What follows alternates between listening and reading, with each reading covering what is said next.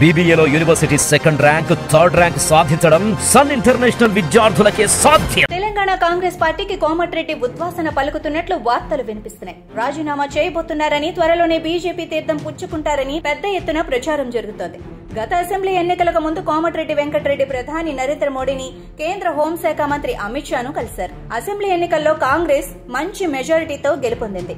Parliament ఎన్నికలలో BJP 8 స్థానాల్లో గెలుపొందింది. తమ్ముడు రాజగోపాల్ రెడ్డి బీజేపీ నుంచి కాంగ్రెస్ లో చేరి గెలుపొందారు.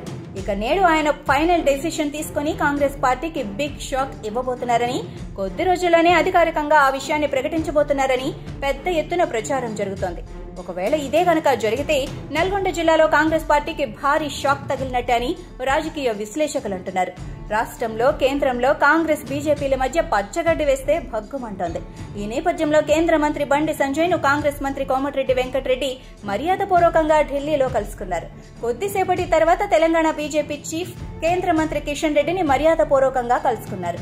ఒకే రోజు ఇద్దరు కేంద్ర మంత్రులను కలుసుకోవటం, కాంగ్రెస్ మంత్రి కలుసుకోవటం చర్చనీయాంశమైంది. త్వరలో కోమటిరెడ్డి వెంకటరెడ్డి చేరనున్నట్లు గుసగుసలు వినిపిస్తున్నాయి. ముఖ్యమంత్రి పదవి రేసులో ఉన్న కోమటిరెడ్డి కాంగ్రెస్ కు దూరం అవుతున్నట్లు తెలుస్తోంది. తెలంగాణ కాంగ్రెస్ పార్టీకి కోమటిరెడ్డి వెంకటరెడ్డి బిగ్ షాక్ ఇవ్వనున్నట్లుగా వార్తలుస్తున్నాయి.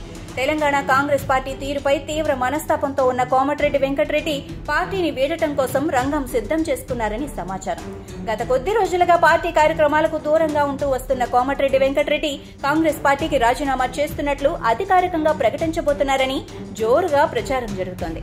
గతంలో తెలంగాణ పీసీసీ చీఫ్, ఏఐసీసీ పదవులు ఆశించిన ఆయన తనకు పదవులు లభించకపోవడంతో భంగపడ్డారు. టీపీసీసీ చీఫ్ గా రేవంత్ రెడ్డిని కోమటిరెడ్డి బాహాటంగా వ్యతిరేకించారు.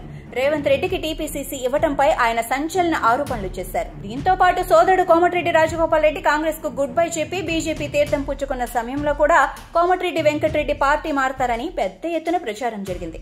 తమ్ముడిని గెలిపించడం కోసం పనిచేస్తున్నారని ఆయన కాంగ్రెస్ శ్రేణుల నుండి కూడా పెద్ద ఎత్తున ప్రతిఘటన ఎదుర్కొన్నారు. ఆయన ఆడియోలు సోషల్ మీడియాలో వైరల్ అయ్యాయి. కానీ ఆయన తాను కాంగ్రెస్ పార్టీలోనే ఉంటానని తేల్చి చెప్పారు. అయినప్పటికీ తమ్ముడు ఎఫెక్ట్ కోమటిరెడ్డి వెంకటరెడ్డిపై తీవ్రంగా పడింది.